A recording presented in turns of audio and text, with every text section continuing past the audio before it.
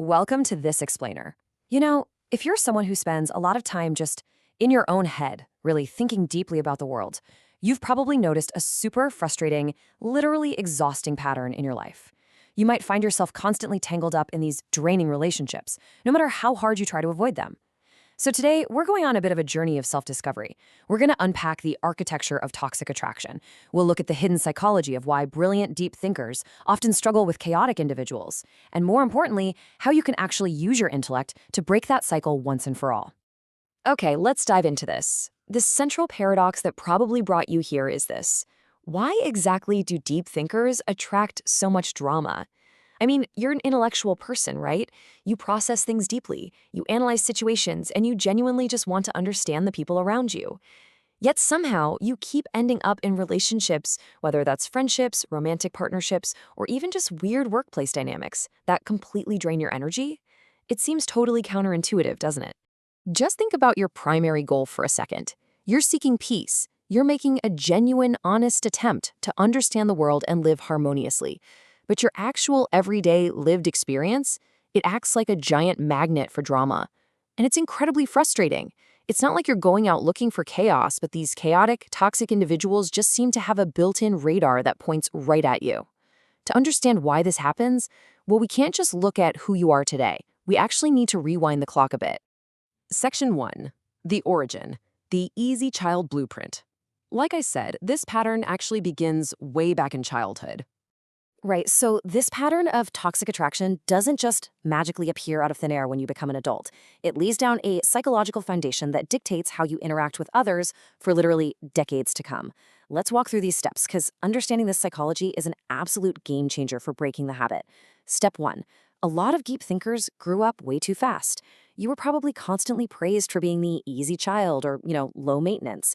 You were the kid who didn't cause trouble, the one the adults just didn't have to worry about. But step 2 is where the hidden damage really happens. In that environment, you developed this heavy, heavy train. You learned that you only felt loved when you were being useful. You started prioritizing everyone else's peace way over your own internal well-being. And that leads directly to step 3. You take that exact blueprint, pack it up, and carry it straight into adulthood, officially becoming the adult fixer. So, what exactly happens when you step into the adult world as this built-in fixer? Well, it creates a pretty dangerous equation. Empathy plus problem solving basically equals a giant green light for chaos. Think about it, you're always calm, you're super reliable. When a toxic person meets you, your deep well of empathy and your eagerness to solve their problems is just absolutely irresistible to them. They don't view your calmness as a boundary they need to respect. Nope, they mistake your kind, reliable nature as an open, gleaming invitation to just offload all of their own drama and chaos directly onto your shoulders. Section 2. The trap. How high IQ works against you.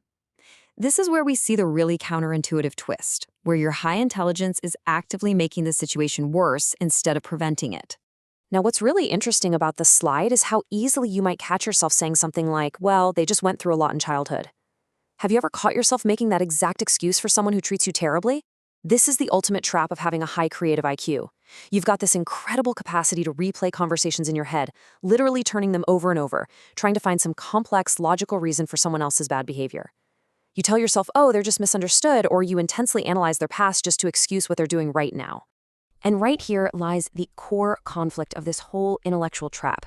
You are so naturally gifted at seeing the big picture of a person's life, their hidden struggles, their potential, their unhealed wounds, that you end up completely ignoring the blindingly obvious red flags waving right in front of your face.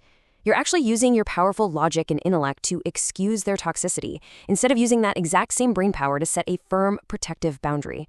It's basically a fundamental misallocation of your intellectual resources. To truly get why this feels so exhausting, we really need to look at the psychology behind it all. It's a concept called projective identification. This is the hidden psychological mechanism that explains the magnetic attraction between deep empathetic thinkers and toxic, often narcissistic individuals. See, it's not just that they're zenting to you. It is a literal transfer of toxicity. They project their internal chaos onto you, and because you're this highly receptive, analyzing empath, you actually identify with it and absorb it as if it were your own. Honestly, this perfectly validates why you feel completely physically drained after interacting in these dynamics. It is serious heavy lifting for both your brain and your heart. Section 3. The escape. The projection loss shield. Let's move to and see how this builds, because we really need to shift to the solution, showing how your high IQ thinking can actually become your greatest weapon. For years now, your old habit has been acting as the emotional mirror. You absorbed the chaos, you reflected it, felt it deeply, and desperately tried to fix the whole shebang. But to escape, you've got to shift to becoming the observer. Only incredibly smart people truly grasp that you can protect your peace without dramatically cutting everyone off right away. Instead of getting emotionally entangled and obsessing over why they act the way they do, you use your intellect and a scary level of discipline to simply observe their patterns from a distance. You watch, you note the behavior, but you absolutely refuse to absorb it. Part of being the observer is recognizing a really hard truth. Unprovoked hate simply equals internal noise. When you successfully use this projection loss shield, you finally realize that people who hate on you for literally no reason or who create drama out of thin air are just reacting to their own internal noise. It has absolutely nothing to do with you or anything you've done. And the exact moment you deeply, logically understand that, you stop taking their toxicity personally. It completely loses all of its grip on you. Section 4. Breaking the cycle. True self-control. This is where we introduce the concrete, actionable steps you need to protect your peace. Look, understanding the psychology is only half the battle, but now we need concrete action. You have to start making choices that reflect your new role as an observer to protect your incredibly valuable, finite mental energy. We're talking about some tough, practical choices here, like deleting social media noise that keeps you tied to toxic circles, choosing not to join trends just to fit in with people who ultimately drain you. And perhaps the hardest one of all, being completely okay with having few or no friends for a little while, if it means the connections you do have are genuinely healthy. The crucial point is, your time and your energy are strictly finite resources. You must reserve them exclusively for people who offer the exact same depth and consistency that you bring to the table. I want to leave you with this incredibly important question to ask yourself as you navigate your relationships moving forward. Am I being useful or am I being used? Your intelligence gives you the perfect ability to ask this everyday question about your boundaries. Take a really hard look at the dynamics in your life right now. Once you can answer this honestly, you've already won. You can finally stop being a magnet for drama and start using that brilliant mind of yours to build the peaceful life you actually deserve. Think about it.